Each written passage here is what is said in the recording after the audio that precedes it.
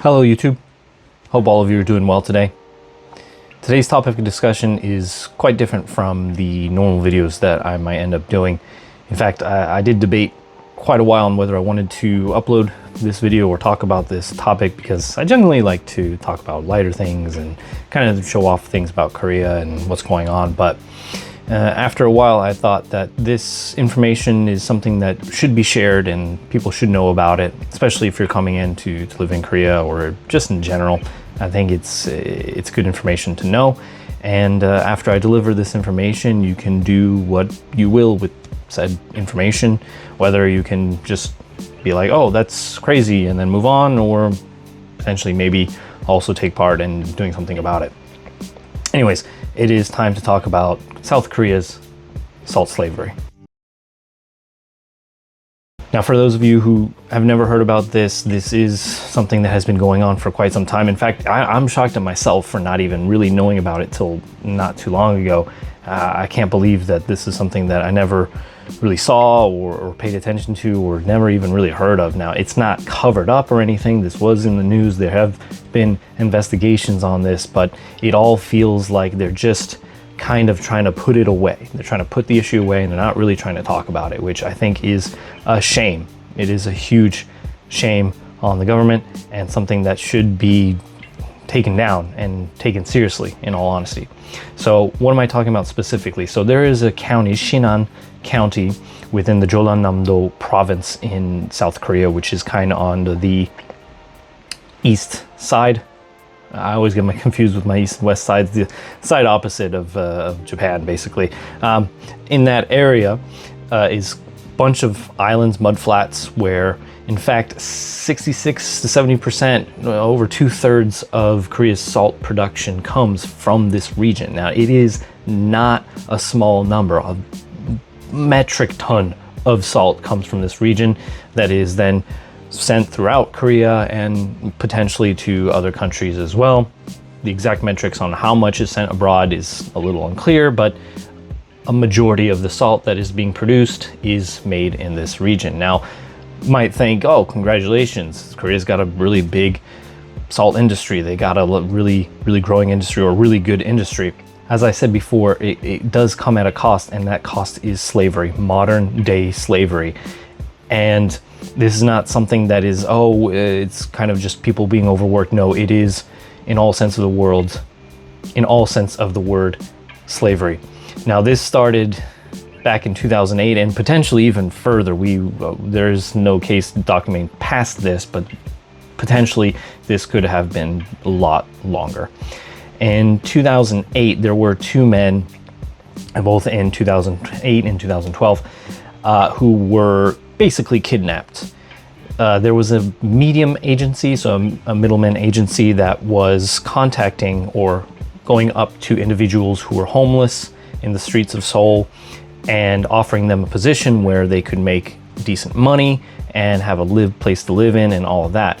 They were then sent to Sinnan County, where the person who paid for these paid maybe about 1 million won, and they were worked to death. Not in a literal sense in this case, but they would work 14-hour days with no pay, and they were beaten with sticks, canes, metal pipes if they did not perform well enough during that 14-hour day, given almost no time to rest, no nutritious meals, no actual safety.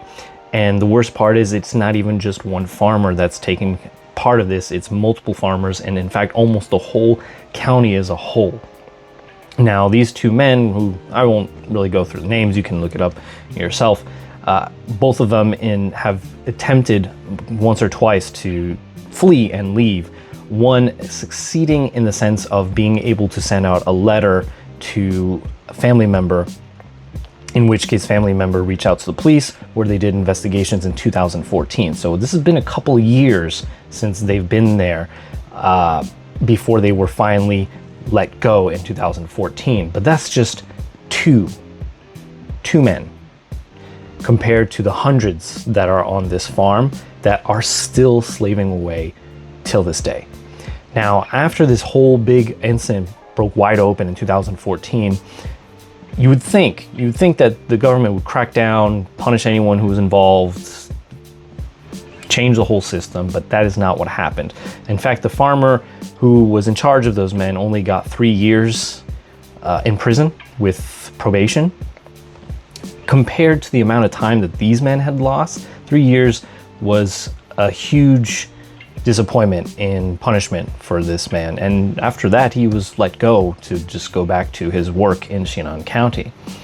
And it was also discovered that, as I mentioned earlier, it wasn't just one farmer, it was multiple people within Sinnan County, the policemen, the staff, the family members. A lot of people took part in this overall slavery scheme, and none of them bothered to think that this was wrong. All of them thought this was okay. A lot of them just thought, you know what, why not? Let's get free labor and profit from it. Now, that, to be fair, there could be a small percentage of people who may have not known, but the fact that the local police was also taking part in this and kind of turning a blind eye to a lot of this slavery is insane. Absolutely insane. It blows my mind in how that this was done. And even with multiple investigations and cracking down back in 2021 and even in 2025, it still continues. It still continues today. They've only rescued maybe a handful of people that were from this province that were slaves. And the people that end up in this situation, as I said before, are homeless or disabled in some manner. So the middle agency that may or may not still exist, or different agencies, tend to find people who are homeless or disabled enough that would make it so that way they wouldn't be able to fight back or be able to do anything with the situation that they're given once in Sinnan County. And furthermore, potentially people who might not have family members to look after them, which goes hand in hand with the homelessness section. So when you look at Seoul and you think, well, there's not a lot of homeless people in certain areas, and that might be true on some degree, maybe in some manner, the homelessness problem is solved in positive ways. But on the flip side, it could also potentially show that a lot of them are still being kidnapped, sent over to Sinnan County. Now, whether people are still being kidnapped to this day, we don't know, it's not documented, but we do know that the slavery is still going on and that the government is not doing anything to solve the issue. In fact, they are trying to actively bury and pretend that the issue is no longer prevalent, along with Sinnan County. As Sinnan County is protesting and saying, no, we do not have any slavery, we are working under normal limits, the people who work there are free and do get paid, but the case is much different when you actually visit or recount tales of people who have been working there for years and years on end. And it's just really a sad situation overall, depressing and horrible one overall. The fact that this exists in modern day, the fact that there is this situation going on in South Korea is just mind-boggling. And this is the reason I wanted to talk about it, because this is something that I firmly believe that cannot be buried, cannot just be hidden, cannot be let go, right? Until we know for sure 100% that Sinnan County is operating under legal work ethics and that there are no longer any actual slaves being there, people being whisked away like some kind of ghost took them in the middle of the night to be forced to work there, we have to keep talking about it. We have to keep doing something about it.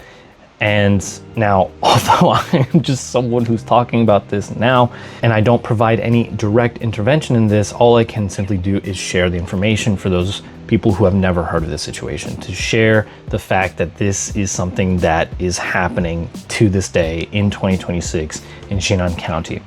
And part of me wants to believe that maybe the government's realizing that how much salt is being produced here is maybe worth not actually delving into it, and maybe worth not actually fully stopping it. And that just shows how much greed is involved with all of this. So that's basically the crux I wanted to cover today. I know that this isn't quite the fun video that a lot of people might expect, but as I said before, I think this is a topic that really does need to be shared and something that I've been wrestling with talking about in general.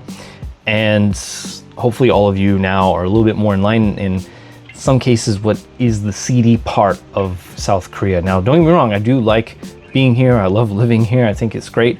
But there are things that do happen in the darker parts of South Korea. There are countless things I could mention.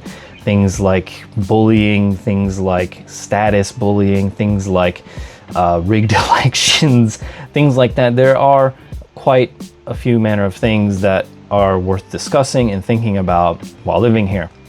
Now, don't let that ruin your time in Korea, and don't let that think, oh, Korea is a terrible place. No, that's not true.